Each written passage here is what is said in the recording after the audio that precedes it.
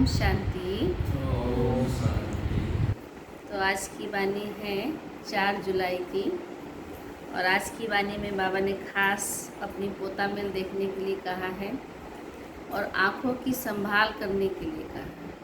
आज सूरदास का भी बाबा ने एग्जाम्पल दिया है और बाबा ने कहा एक सबसे बड़ा अवगुण है कोई भी चीज़ छिपा के खाना, कोई भी चीज़ों के लिए लालच आ गया जवान का स्वाद के लिए, तो बाबा ने कहा छिपा करके खाने का अर्थ ही है कि चोरी करना। इसीलिए ये चोरी जो है बहुत बड़ा अवगुण है। हम देवी देवता बनने वाली आत्मा है। फिर बाबा ने आज देही अभिमानी बनने की बातें भी कही है, बाबा को याद भी करना है। और बाबा ने कहा एयर कंडीशन का टिकट लेना है। दुनिया में तो पैसे दे करके टिकट लेते हैं, लेकिन हमें माया जीत बन करके, विजयी बन करके टिकट लेना है। जितना हम विजयी बनेंगे उतना हमें सतयुग के लिए नया टिकट मिलता रहेगा। तो बाबा कहते हैं मीठे बच्चे उच्च बनना है तो अपना पोता मेल रोज देखो। किसका पोता मेल? याद का। हम कितना बाबा को याद करते हैं। कोई भी कर्म इंद्रियां धोखा न दे। आंखें बहुत धोखेबाज हैं, इनसे संभाल करो। आज का प्रश्न बाबा ने पूछा, सबसे बुरी आदत कौन सी है और उनसे बचने का उपाय क्या है? उत्तर में बाबा ने कहा सबसे बुरी आदत है जवान का स्वाद। कोई अच्छी चीज़ देखी तो छिपा कर खा लेंगे। छिपाना अर्थात चोरी। चोरी रूपी माया भी बहुतों को नाक कान से पकड़ लेती है। इससे बचने का साधन, जब भी कहाँ बुद्धि जाए तो खुद ही खुद को सजा दो। बाबा कहते बचने का साधन है कि जब भी कहाँ बुद्धि जाए तो खुद ही खुद को सजा दो। बुरी आदतों को निकालने के लिए अपने आप को खूब फटकार लगाओ। ओम शांति। ओम शांति। आत्म अभिमानी होकर के बैठे हो, आप पूछ रहे, हर एक बात अपने आप से पूछनी होती है कि हम आत्म अभिमानी होकर के बैठे हैं और बाप को याद कर रहे हैं। गाया हुआ भी है, शिव शक्ति पांडव सेना। यह शिव बाबा की सेना बैठी है ना। बाबा कहते उस जिस्मानी सेना में सिर्फ जवान होते हैं और यहाँ तो बूढ़े जवान आदि सब है। बूढ़े जवान बच्चे वहाँ नहीं होते। इस सेना में तो बूढ़े बच्चे जवान आदि सब बैठे हैं। शिव शक्ति पांडव सेना यह है माया पर जीत पाने के लिए सेना। हर एक को माया पर जीत पाकर बाप से बेहद का वर्षा लेना है। बच्चे जानते हैं कि माया बड़ी प्रबल है। कर्म इंद्रियां ही सबसे जास्ती धोखा देती है, सबसे जास्ती है आँखें। चार्ट में भी लिखो कि आज कौन सी कर्म इंद्रियां ने धोखा दिया। चार्ट में ये भी लिखना है, आज फलानी को देखा तो दिल हुई इनको हाथ लगाए, यह करे। आँखें बहुत नुकसान करती है। हर एक कर्म इंद्रियां देखो कि कौन सी कर्म इंद्रियां बहुत नुकसान करती है। बाबा आज खुद ही खुद को चेक करने के लिए कह रहे हैं। सूरदास का भी इस पर मिसाल देते हैं। उनकी बुरा दृष्टि गया किसी पर नारी के ऊपर तो उन्होंने आंखें ही फोड़ ली। बाबा ने कहा सूरदास का भी इस पर मिसाल देते हैं। अपनी जांच रखनी चाहिए कि आंखें बहुत धोखा देने वाली है। अच्छे अच्छे बच्चों को भी माया धोखा दे देती है। बाबा कहते भल सर्विस अच्छी करते हैं, ज्ञान बड़े अच्छे सुनाते हैं, परंतु आंखें धोखा देती है, क्रिमिनल दृष्टि हो जाती है। इस पर बड़ी जांच रखनी होती है, क्योंकि ये सबसे बड़ा दुश्मन है ना, हमारे पद को भ्रष्ट कर देती है आंखें। जो सेंसिबल बच्चे हैं उन्हों को अच्छी रीति नोट करना चाहिए इस बात का। डायरी पॉकेट में पड़ी हो। जैसे भक्ति मार्ग में बुद्धि और तरफ भागती है तो अपने को क्या करते, चुटकी काटते हैं। ब्रह्मा बाबा ऐसे करते थे। तुमको भी सजा देनी चाहिए खुद ही खुद को। बड़ी खबरदारी रखनी चाहिए। कर्म इंद्रियाँ धोखा तो नहीं देती, किनारा कर लेना चाहिए। खड़ा होकर के देखना भी नहीं चाहिए। अगर कुछ ऐसा है और हमारी कर्म इंद्रियाँ हल्की है धोखा खा जाने वाली है, तो बाबा कहते उस स्थान पर खड़ा ही नहीं होना चाहिए। स्त्री पुरुष का भी बहुत हंगामा है। देखने से काम विकार की दृष्टि जाती है। इसलिए सन्यासी लोग आंखें बंद करके बैठते हैं। कोई सन्यासी तो स्त्री को पीठ दे करके बैठते, मतलब उनके ऊपर हमारी दृष्टि न जाए। उन सन्यासियों आदि को क्या मिलता है?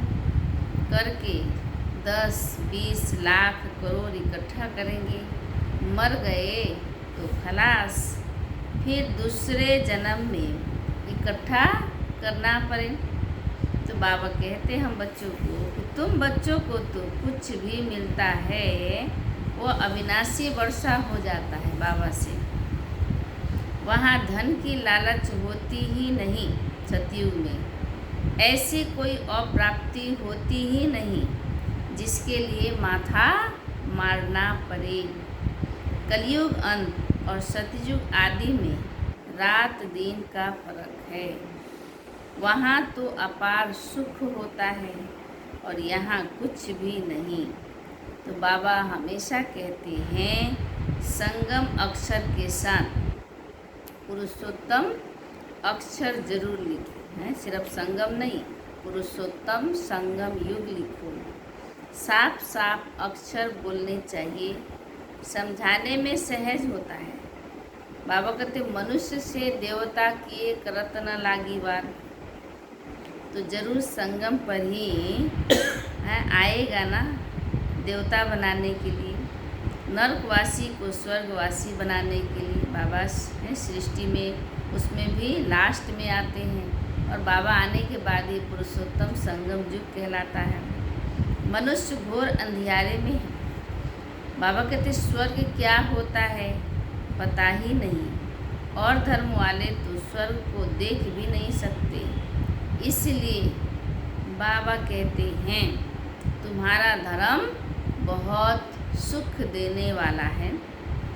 उनको कहते ही है हेवन, परंतु ये थोड़ी समझते हैं कि हम हेवन में जा सकते हैं। किसको भी पता नहीं है। और हम बच्चों को नशा है कि हम तो अभी जाने वाले हैं। भारतवासी ये भूल गए हैं कि हेवन को लाखों बरस कह देते हैं।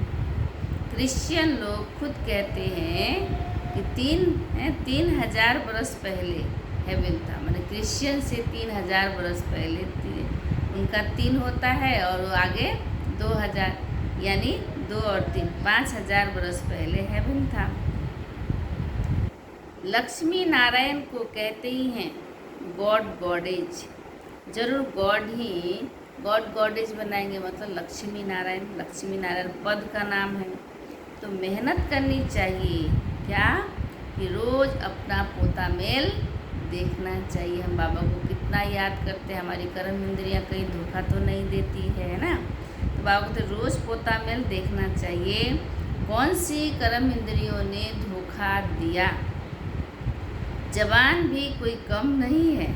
कोई अच्छी चीज़ देखी तो छिपाकर खा लेंगे।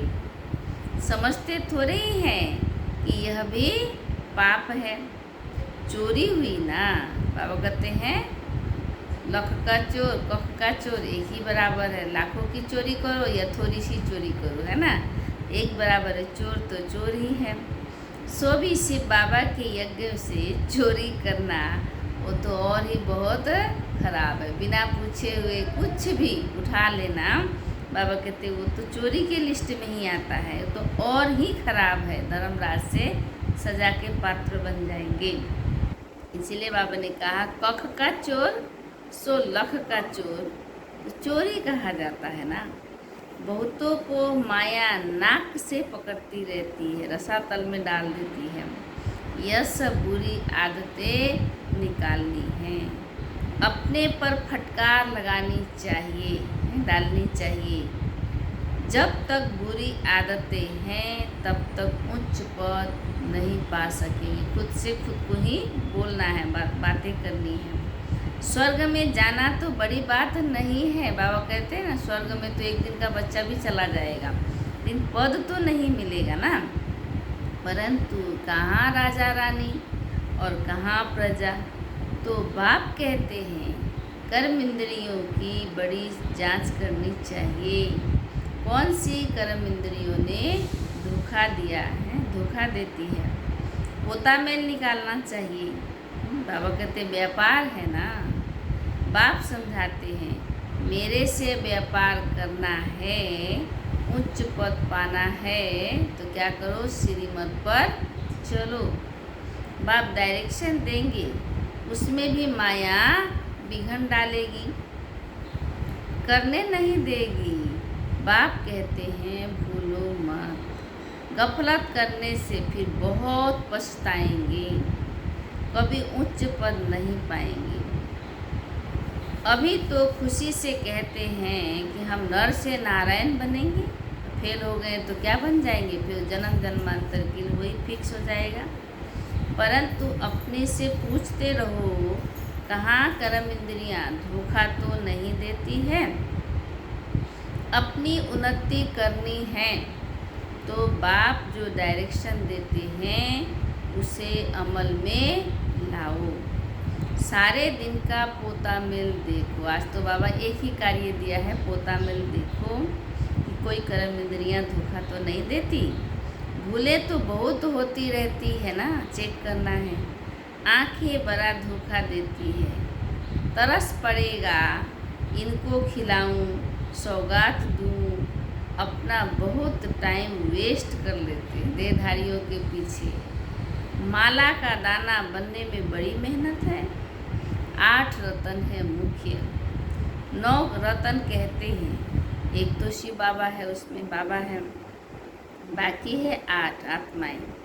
बाबा की निशानी तो चाहिए ना, बीच में कोई ग्रहचारी आदि होती है तो 9 रतन की अंगूठी आदि पहनाते हैं। इतने ढेर पुरुषार्थ करने, बाबा ने कहा इतने ढेर पुरुषार्थ करने वालों से 8 ही निकलते हैं। कितने करोड़ों आत्माएं, बाबा के लाखों बच्चे हैं ना, उसमें से 8 रतन जो है वो पास विद ऑनर वाली आत्माएं निकलती हैं।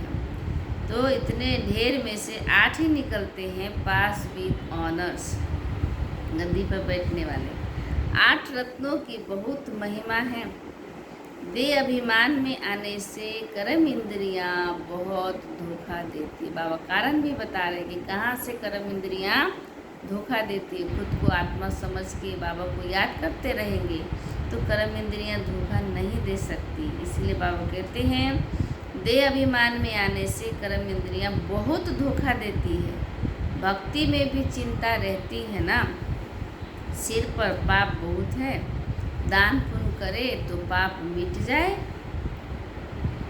सतयुग में कोई चिंता की बात ही नहीं है, क्योंकि वहाँ रावण राज्य ही नहीं, देवभान ही नहीं, अभिमान ही नहीं।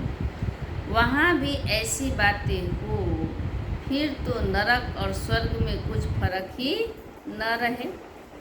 तुमको इतना उच्च पद पाने के लिए भगवान बैठ पढ़ाते हैं, बाबा याद नहीं पड़ता है।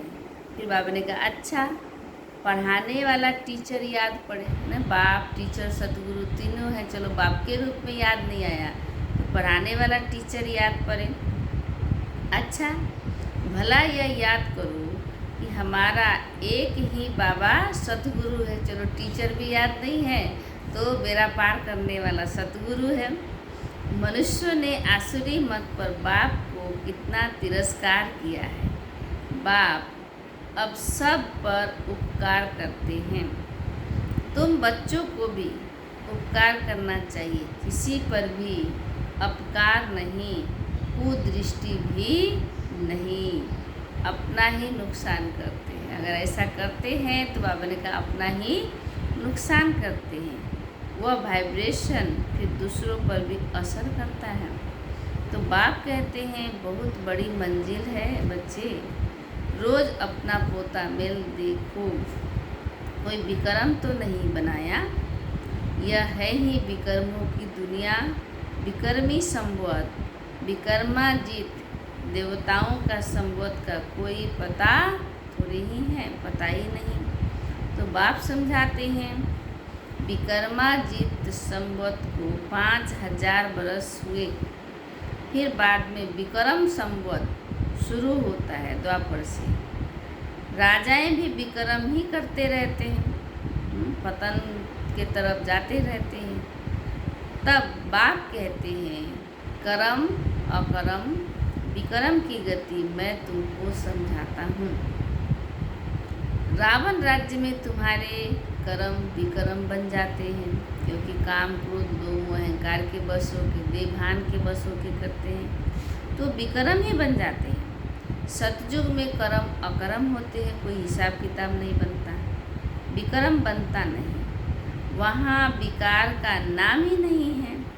यह ज्ञान का तीसरा नेत्र अभी तुमको मिला है। अभी तुम बच्चे बाप के द्वारा त्रिनेत्री त्रिकालदर्शी बने हो। मनुष्य कोई बना न सके, तुमको बनाने वाला तो है बाप। पहले जब आस्तिक हो तब त्रिनेत्री त्रिकालदर्शी बने। आस्तिक माना जब बाबा का परिचय हो तभी त्रिनेत्री त्रिकालदर्शी बने, तीनों कालों को जानने वाले। सारा ड्रामा का राज बुद्धि में है। मूल वतन, सूक्ष्म वतन है और ये स्थूल वतन है। 84 का चक्र सब बुद्धि में है। फिर पीछे और धर्म आते हैं, वृद्धि को पाते रहते हैं। उन धर्म स्थापकों को गुरु नहीं कहेंगे, क्योंकि सदगति नहीं करते हैं, इसलिए गुरु नहीं कहेंगे। सर्व की सदगति करने वाला सतगुरु एक ही है, बाकी वह कोई सदगति करने थोड़े ही आते हैं। वह धर्म स्थापक है, अपने अपने समय पर आके धर्म की स्थापना करते हैं। बाबा ने कहा क्राइस्ट को याद करने से सदगति थोड़े ही होगी, विक्रम विनाश थोड़े ही होंगे, कुछ भी नहीं। उन सबको भक्ति की लाइन में कहा जाएगा। ज्ञान की लाइन में सिर्फ तुम ही हो। क्या बोला बाबा? ज्ञान की लाइन में सिर्फ तुम ही हो। तुम पंडे हो, रास्ता दिखाना है औरों को। सबको शांति धाम सुख धाम का रास्ता बताते हो। बाप भी लिबरेटर गाइड है। उस बाप को याद करने से ही विक्रम विनाश होंगे। अच्छा, फिर बाबा ने कहा अभी तुम बच्चे अपने विक्रम विनाश करने का पुरुषार्थ कर रहे हो, तो तुम्हें ध्यान रखना है कि एक तरफ पुरुषार्थ, दूसरे तरफ फिर विक्रम न होता रहे। ये भी ध्यान रखना है, एक तरफ हम पुरुषार्थ कर रहे हैं और दूसरे तरफ बाबा की श्रीमत का उल्लंघन करके विक्रम बना रहे हैं। पुरुषार्थ के साथ साथ विक्रम भी किया तो 100 गुना हो जाएगा। जितना हो सके, बाबा कहते जितना हो सके उतना विक्रम न करो। अभी टाइम नहीं है उसको चुप करने का, नहीं तो एडिशन भी होगी, नाम भी बदनाम करेंगे। जबकि जानते हो कि भगवान हमको पढ़ाते हैं, तो फिर कोई विक्रम नहीं करना चाहिए। छोटी चोरी या बड़ी चोरी पाप हो जाता है ना, पाप तो हो जाता है ना। यह आंखें बड़ा धोखा देती है। बाप बच्चों की चलन से समझ जाते हैं। कभी ख्याल भी न आए कि यह हमारी स्त्री है, हम ब्रह्मा कुमार कुमारी हैं, शिव बाबा के पोतरे हैं। सुन लिया आज बाबा ने क्या डायरेक्शन दिया बच्चों को। भी नहीं सोचो कि ये हमारी पत्नी है, स्त्री है। बाबा कहते हैं हमें अंदर ही अंदर किस नशे में रहना है कि मैं तो ब्रह्मा कुमार हूँ या तो ब्रह्मा कुमारी हूँ। शिव बाबा के पोतरे हैं, यानी ब्रह्मा बाबा के नाते शिव बाबा के पोतरे हैं। हमने बाबा से प्रतिज्ञा की है, राखी बांधी है, फिर आंखें क्यों धोखा देती है। याद के बल से कोई भी कर्म इंद्रियों के धोखे से छूट सकती हो। बाबा उपाय भी बताते रहते हैं।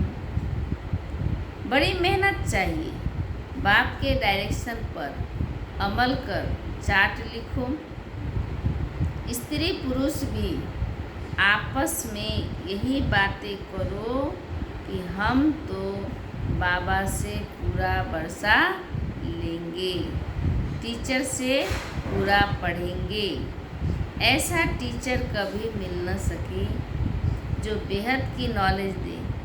लक्ष्मी नारायण ही नहीं जानते, उनके पिछाड़ी आने वाले कैसे जान सकते हैं।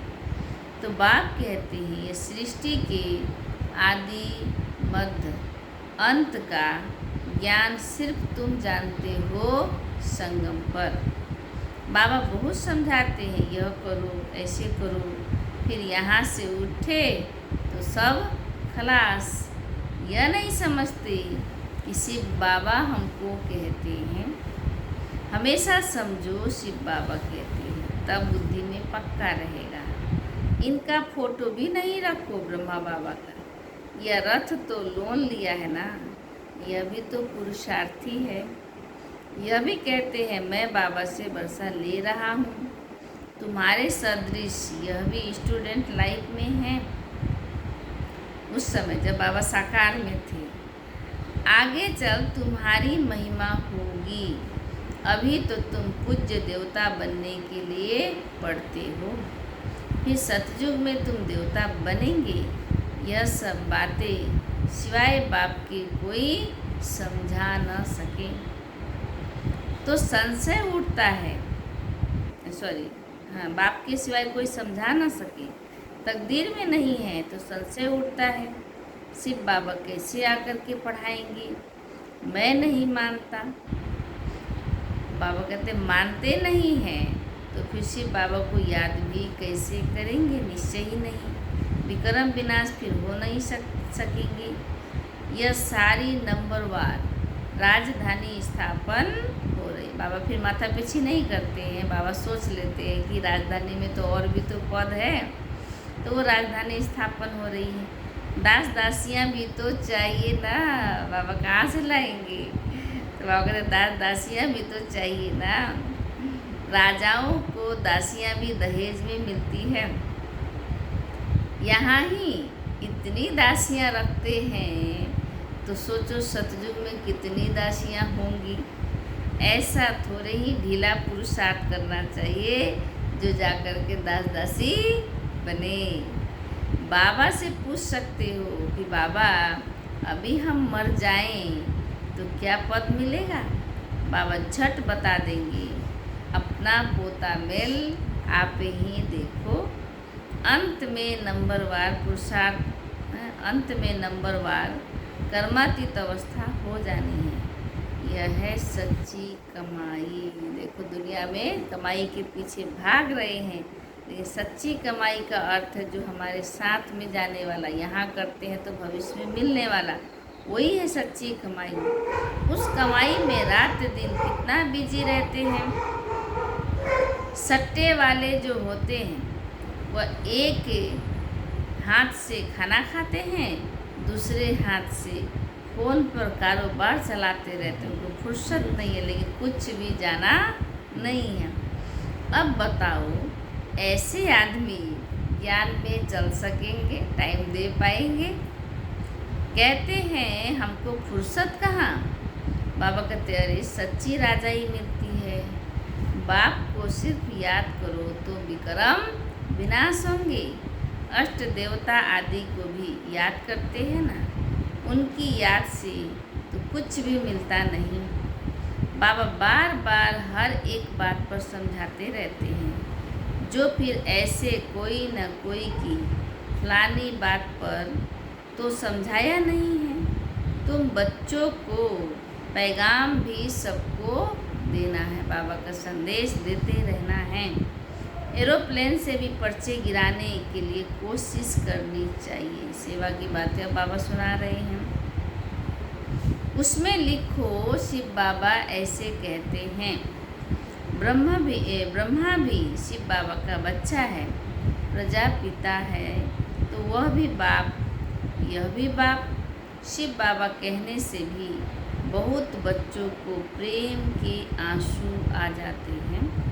कभी देखा भी नहीं है। लिखते हैं, बाबा कब आकर आपसे मिलेंगे, बाबा बंधन से छुड़ाओ। बहुतों को बाबा का फिर प्रिंस का भी साक्षात्कार होता है। जब ब्रह्मा बाबा थे तो बाबा के बदले वहाँ पर कृष्ण दिखाई देता था लोगों को। आगे चल बहुतों को साक्षात्कार होंगे, फिर भी पुरुषार्थ तो करना पड़े। मनुष्य को मरने के समय भी कहते हैं, भगवान को याद करो। तुम भी देखेंगे कि पिछाड़ी में खूब पुरुषार्थ करेंगे। अभी लगे हुए हैं खूब पुरुषार्थ में, याद करने लगेंगे। तो बाबा राय देते हैं, बच्चे जो समय मिले उसमें पुरुषार्थ कर मेकअप कर लो।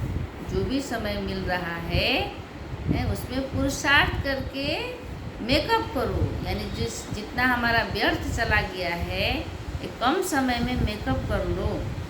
बाप की याद में रह विक्रम विनाश करो तो पीछे आते भी आगे जा सकते हो। जैसे ट्रेन लेट होती है तो मेकअप कर लेती है ना, तुमको भी यहाँ समय मिलता है तो मेकअप कर लो, यहाँ आकर कमाई करने लग जाओ। मधुबन की बातें बाबा सुना रहे हैं। बाबा राय भी देते हैं, ऐसे ऐसे करो, अपना कल्याण करो, बाप की श्रीमत पर चलो, एरोप्लेन से पर्चे गिराओ। जो मनुष्य समझे कि यह तो बरोबर ठीक पैगाम देते रहते हैं। भारत कितना बड़ा है सबको मालूम पड़ना चाहिए। जो फिर ऐसे न कहे कि बाबा हमको तो पता ही नहीं पड़ा, क्या बोला बाबा, उल्हाना न दे, फिर हमारी मार्क्स से कट जाएगी। अच्छा, मीठे मीठे सिखी लधे बच्चों प्रति माता पिता बाप दादा का याद प्यार और गुड मॉर्निंग। रूहानी बाप की रूहानी बच्चों को नमस्ते। हम रूहानी बच्चों की रूहानी बाप दादा को याद प्यार, गुड मॉर्निंग और नमस्ते नमस्ते नमस्ते। अच्छा, अब धारणा के लिए मुख्य सार में बाबा और पक्का करा रहे, उसी बात को दोहरा रहे हैं। पहला, सेंसिबल बन अपनी जांच करनी है कि आंखें धोखा तो नहीं देती है। कोई भी कर्म इंद्रियों के वश उल्टा कर्म नहीं करना है। याद के बल से कर्म इंद्रियों के धोखे से छूटना है। दूसरी, इस सच्ची कमाई के लिए समय निकालना है। समय जा रहा है, उसी समय से हमें निकालना है। पीछे आते भी पुरुषार्थ से मेकअप कर लेना है। यह विक्रम विनाश करने का समय है, इसलिए कोई भी विक्रम नहीं करना है। अच्छा, आज की वरदान है, हर कंडीशन में सेफ रहने वाले, हर परिस्थिति हर तरह की है कंडीशन में सेफ रहने वाले एयर कंडीशन की टिकट के अधिकारी भव। बाबा ने समझाया, एयर कंडीशन की टिकट उन्हीं बच्चों को मिलती है जो यहाँ हर कंडीशन में सेफ रहते हैं। चाहे किसी भी तरह की विघ्न बाधाएं परिस्थितियाँ आ जाए, माया बाबा से रास्ता बेमुख करने के लिए आ जाए, लेकिन हम किसी भी हालत में बाबा से बेमुख नहीं हो सकते हैं, सेफ रहते हैं। कोई भी परिस्थिति आ जाए, कैसी भी समस्याएं आ जाए, लेकिन हर समस्या को सेकंड में पार करने का सर्टिफिकेट चाहिए। और सेकंड में पार कब कर सकेंगे? जब हम खुद को आत्मा समझकर बाप को याद करेंगे, ड्रामा को याद करेंगे, फुल स्टॉप लगाएंगे। तब जैसे उस टिकट के लिए पैसे देते हो, ऐसे यहाँ सदा विजयी बनने की मनी चाहिए। हर बात में विजयी बनना है, जिससे टिकट मिल सके। यह मनी प्राप्त करने के लिए मेहनत करने की ज़रूरत नहीं, सिर्फ बाप के सदा साथ रहो तो अनगिनत कमाई होती रहेगी, गिनती नहीं कर सकेंगे। अच्छा, आज की स्लोगन है, कैसी भी परिस्थिति हो, परिस्थिति चली जाए, परिस्थितियाँ तो रहेगी नहीं ना हमेशा, है ना। तूफान आता है तो हमेशा थोड़े रहता है। तो बाबा कहते कैसी भी परिस्थिति, ये भी एक परिस्थिति है।